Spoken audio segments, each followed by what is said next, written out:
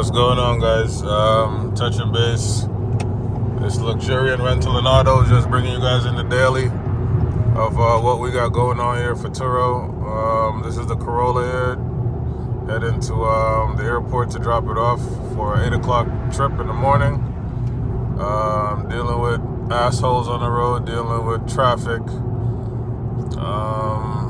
Yeah, man, these are the things that you gotta fucking deal with some of the times. Excuse my language, but it's just been a hectic morning. After I dropped the car off, I gotta the wife's picking me up, then I gotta drop her home back to the house, and then I gotta go get my eye examination done. And then we had the Cadillac was supposed to come back at 5 o'clock, but the guy extended again. And back to one of the conversations that we were having. This looked like one of them people that's doing gig work.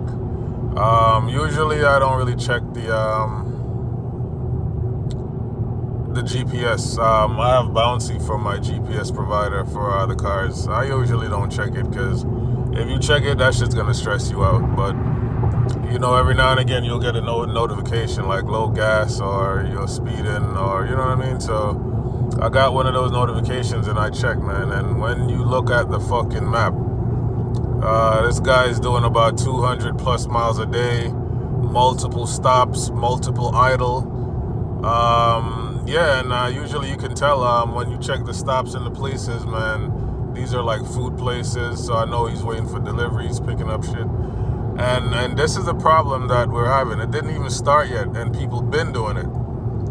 But it was where you could frown on it or not, as long as they bring the car back in good condition. Stay within their mileage or whatever. But I think doing 250 miles, because that's usually the miles that I've done with my vehicles, it's given them still enough leeway to get it done. Because at one point, when it was really slow for me and I have all these cars, I would jump in the Corolla because it was really good on gas, and I would do gig work sometimes, and I'll also do Uber. And let me tell you, I could do 200 miles for the day on Uber, and I'm still making about $180, $150, because of course you're getting tips, based on your service.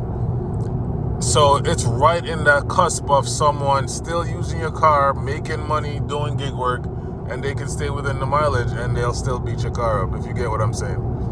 So I'm saying that to say this, man. People is gonna figure out a way, and they're gonna do it. But the thing that pisses me off with this rental is, I don't care if you have the Tiguan or you have the minivan or you have the Corolla even and doing gig work. But why the fuck would you rent a Cadillac to go do gig work? Those are not those type of cars for that. Like, was it no other car available? Like, that's the next thing. Like, my cars are priced very good. You get me? So that could probably be the reason. So now I got to be more strategized and figure out my pricing, figure out my mileage, and all of this stuff. Because when you can't be in charge of picking and refusing customers, and you can't deny or accept changes on your reservation if it's within your time slot pocket, it's just now left for whatever. It's just now you own a car, you're getting some crumbs, and they just gotta fucking deal with it, which is crazy to me. And you gotta deal with it because it's your car. So guys, it's just one of them things, man, you gotta deal with when you're running Turo. You can see it as a benefit, you cannot. Most of us are just here with these channels and just to give you knowledge. I don't do clickbaits. I don't do fluff. I'm not gonna say something in the title that's not is. I'm just gonna pretty much show you, because when I'm doing my editing for the videos, I don't do crazy editing because I'm sharing information and I want it raw and uncut and as transparent as possible. So I usually go through the edit and I listen to it, and whatever key points I feel like I mentioned in the video, that's what I'm gonna title it. I'm not gonna say something crazy for you guys to click on it and watch it. So with that said, guys, these are the changes, these are the things going on with Turo. I'm still doing it. I still see the light at the end of the tunnel. They're just making it a little harder, but you know, it's life. You know what I mean? If it ain't hard, it ain't life. You feel me?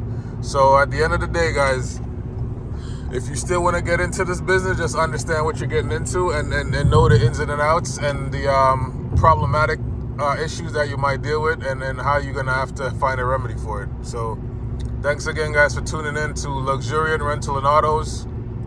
I'm Ricardo. Yeah, man, subscribe to the channel, like, share, man, and just pass on the message if you know someone who need the message. You already know. So bless up yourself and take it easy till next time, next video. All right, bless up.